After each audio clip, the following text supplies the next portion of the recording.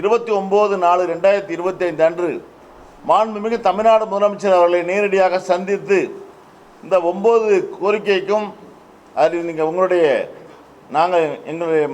கோட்டாட்சியனுடைய மாநில மையத்தின் சார்பில் மனமார்ந்த நன்றிகளை தெரிவித்துக் கொள்வதோடு நாங்கள் முதல் கோரிக்கையாக 23 ஆண்டுகளாக முன்வைத்திருக்கின்ற பங்களிப்பு ஓய்வூதிய திட்டம் தொடர்பான அறிவிப்புகள் இல்லையே என்று கேட்கின்ற போது நீங்கள் கேட்டுக்கொண்டதன் அடிப்படையில் தான் இந்த ஓய்வூதியம் தொடர்பான தமிழக அரசின் ஊரக வளர்ச்சி மற்றும் ஊராட்சித்துறையுடைய கூடுதல் தலைமை செயலாளர் திருமிகு ககன்தீப் பேடி IAS அவருடைய தலைமையில் போடப்பட்ட குழுவினுடைய காலக்கெடுவை குறைத்திருக்கின்றோம். ஆகவே 30/9/2025 முன்பு நாங்கள் அறிக்கையை பெற்று நிச்சயமாக உங்கள் கோரிக்கையை நிறைவேற்றப்படும் என்று சொன்னார்கள். ஆனால் நாம் பல்வேறு சங்கங்களை அந்த குழு அழைத்து பேசியது. ஏறக்குறைய 194 சங்கங்களை அழைத்து பேசினாலும் கூட ஒரு முடிவுக்கு வர முடியாமல் அந்த குழு காலம் தாழ்த்தியது. முழுமையாக தரவுகளை சேகரிக்க முடியவில்லை.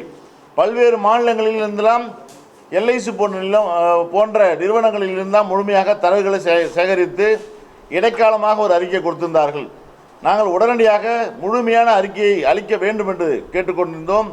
அதன் அடிப்படையில் இடையில் 18/12/2025 அன்று தமிழ்நாடு அரசு ஒன்றியத்தினுடைய மாநில தலைமை அலுவலர் சங்க கட்டடமான சிவயிலங்கை இல்லத்தில் மாநில போட்டாட்சியனுடைய மாநில உயர்மட்ட கூட்டத்தை நடத்தினோம்.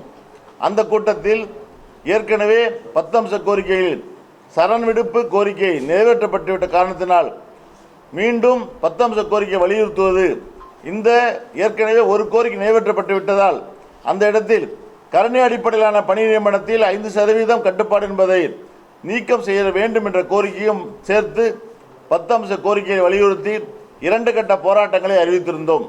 முதற்கட்டமாக 29/12/2025 அன்று அனைத்து மாவட்ட ஆட்சியாளர்களுக்கு முன்பாக கவன ஈர்ப்பு கோரிக்கை ஆர்ப்பாட்டத்தை மிகவும் எழுச்சியோடு நடத்தினோம்.